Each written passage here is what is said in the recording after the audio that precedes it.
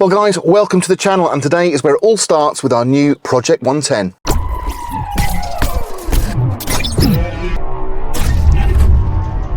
So I've finally picked up the 110 today, and we have an MOT booked in 4 hours. Now everything mechanically has been sorted on the vehicle. It runs and drives lovely, although the steering is a little bit wandery. Everything else is fine. We do have a problem with the electrics, and I mentioned this on my last video when I was coming down here on the train.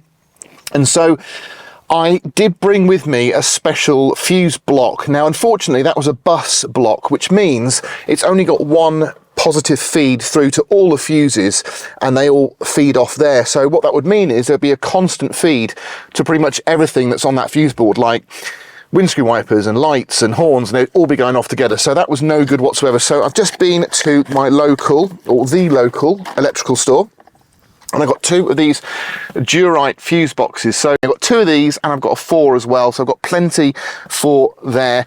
Now the glass fuses, there are 12. I'll show you those now, and I'll give you an idea what my plan is going to be. So here we have our fuse block. Now we've got 2 on the side here, and these 2 are for the rear demist. So we're going to forego those, and I'm going to take the wiper arm off the door, because I believe on an MOT, if you've got a wiper fitted, it has to work. So we'll remove the wiper from the back, and then we're just going to use this as our guide. So the first thing I need to do is get access, really. So it's going to mean, I think I'm going to remove the carpet set, and I'm going to get this off the bulkhead after disconnecting the battery, and then we're going to get stuck in and see what we've got. Okay, we have a disconnected battery. Now let's take this apart. So I have got new fuses, those blocks, and I've got relays. The beauty of a TDI, certainly a 200 TDI, is it is just so basic. You know, you really have got the chance to strip everything back to the bare bones, and that is what we're going to do. So we've got our 2 fuse blocks, and we're going to have to just take these apart one by one. I'm quite impressed with the amount of cable we've got, so I thought we'd really be stretching things out. There's a 35 amp in there for some unknown reason. Bloody hell. 15. These are all wrong, by the way. That's a 35. 35. Wow, 15, which should be a 2.5, and 35, and that should be a 2.5, a 50 amp fuse, where there's supposed to be a 17. That is just so dangerous. So I recommend, if you've got a similar fuse arrangement in your vehicle, this is something you should do straight away. And I want to try and retain as much of the wire as possible.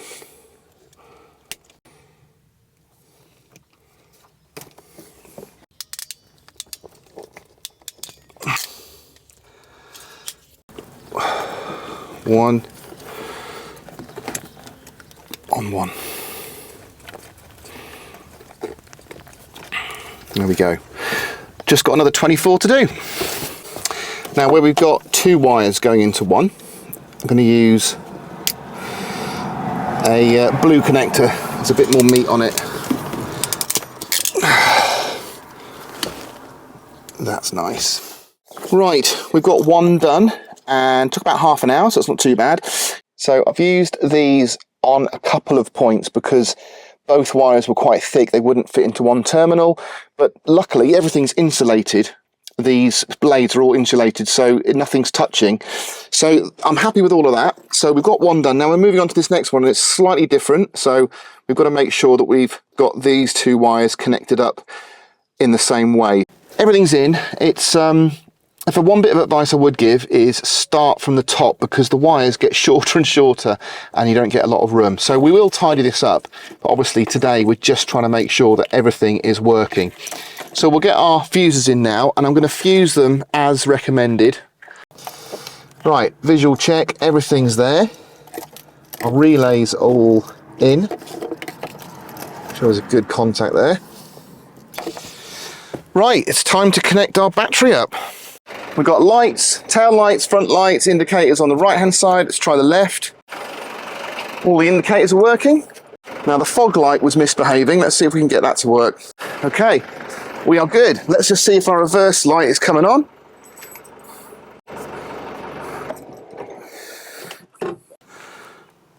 I think we know why the reverse light's not working. So that is basically full of water, and look, that's not even connected. I didn't have another lamp, but I did have an LED side light, so that is perfectly acceptable for reversing light. So I'm going to chuck that in there for the MOT. That's a bit Heath Robinson, I know, sorry about that, but it's the only thing I can think of to get through the MOT.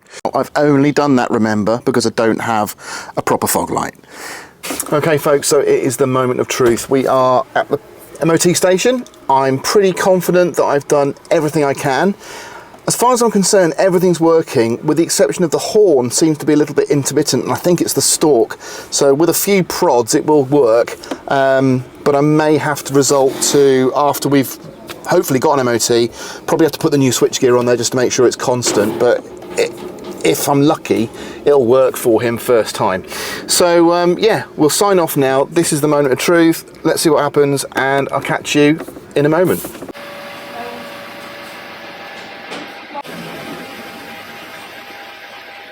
To be fair, I didn't think that the lights were that good, but obviously we're inside now and it's darker.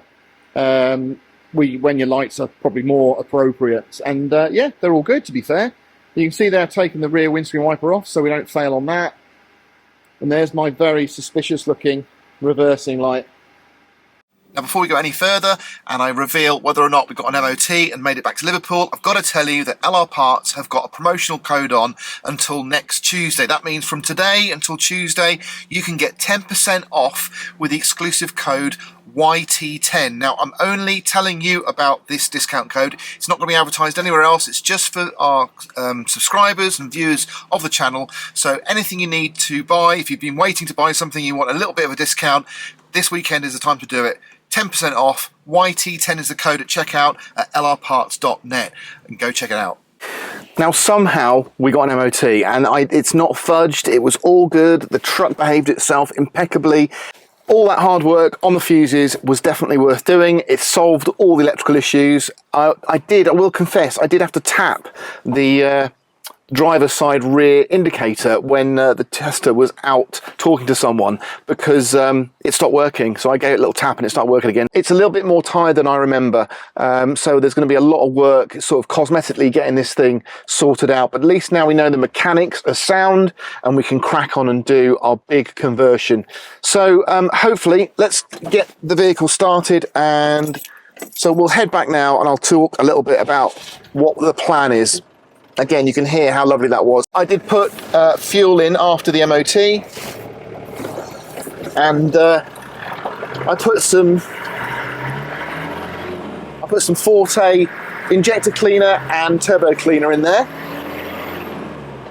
just because I want to make sure now I've got, you know, full tank of fuel, get it all mixed up, give the injectors a chance to clear themselves out a little bit. It was quite smoky when I first started driving it this morning, but that's cleared up no end. And I got a fast pass on the emissions, which is brilliant. And I'm not surprised, because the timing belt's been done. There's no smoke coming out now at full chat.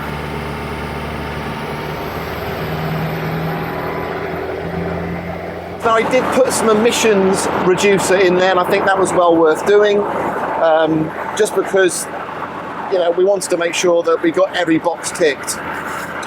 This gearbox is lovely. So I don't know if you're aware, but the 200 TDI was always matched with the LT77.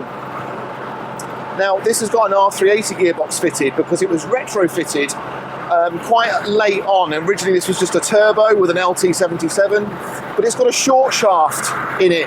So the 200 and the R380 gearbox never really were meant to go together, but Land Rover did do a few special conversions, and this is one of those conversions, and it is such a sweet little gearbox. It's so nice. I mean, I could crank this engine up to 80, 85, no problem. It's just going to eat through oil, and it's going to, you know, it's not going to enjoy it, but it'll do it, and it probably won't spit its dummy out. But I'd rather just sort of, you know, take my time, just cruise, and get back to Liverpool in one piece. But I'm really warming to this Defender. You know, I even think the seats are comfortable. We are going to be putting different seats in here, but not sort of super bulky supportive seats. They're just going to be they're actually going to be series seats, so I'm giving the game away a little bit. We've got military series bases, and we're going to be fitting series seats in the front and the second row. So we're going to strip it all back down, and it's going to be a pretty basic driving experience, which I like.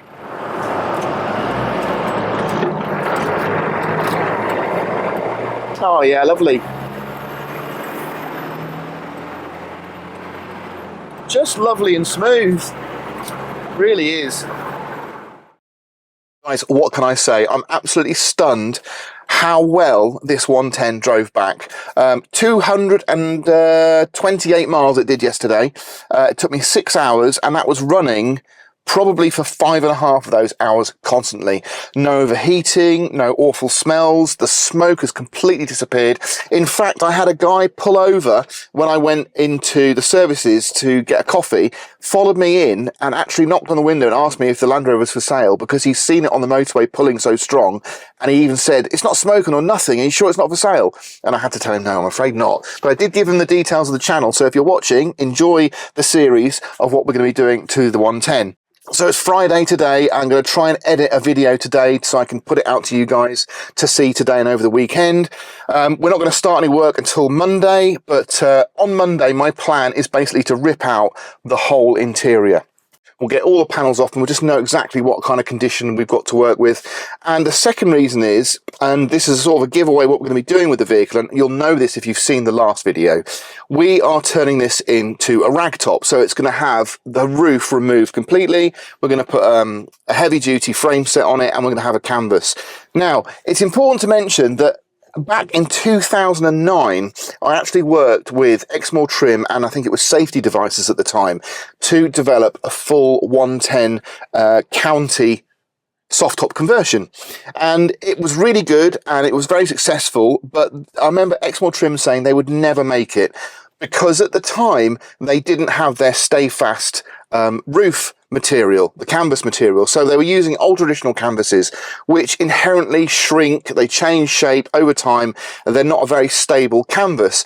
And with such a massive canvas, with so many intricate connection points, it was just implausible to make a product that would survive, you know, the time it would be on the vehicle. After a few years, it would shrink and it would cause problems and people would be disappointed. But now they have the stay fast material that doesn't shrink. It's much better. It's thicker.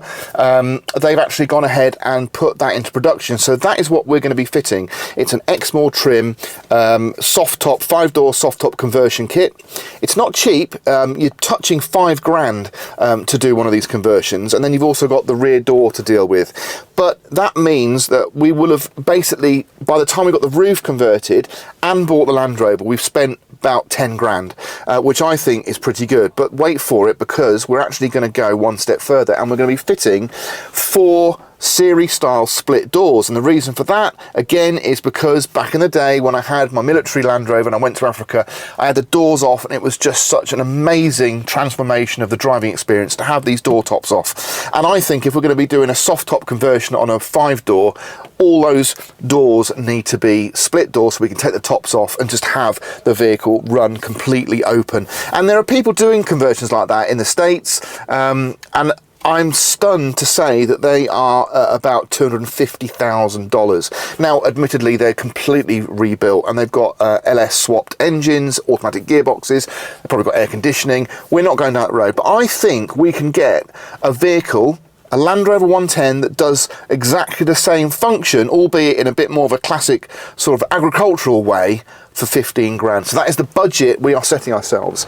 A £15,000 budget to get this 110 bought, converted and painted and stylized as a beach cruiser. So if that's something that you're going to be interested in, please do stick with us. Subscribe if you haven't.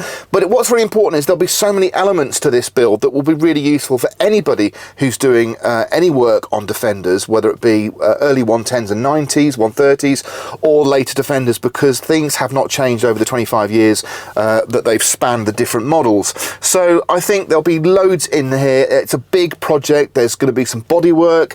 There's going to be some remedial remedial work, we've got some mechanical work we have to do on the brakes and things like that. So it's just a whole host. It's at least 6 months worth of work, but I'm going to get ploughed into the cosmetic changes early on, because obviously we're in the summer now, the vehicle's sort of running and driving perfectly. It got an MOT, by the way, with no advisories, which I'm stunned by, and it didn't involve any exchange of funds at all.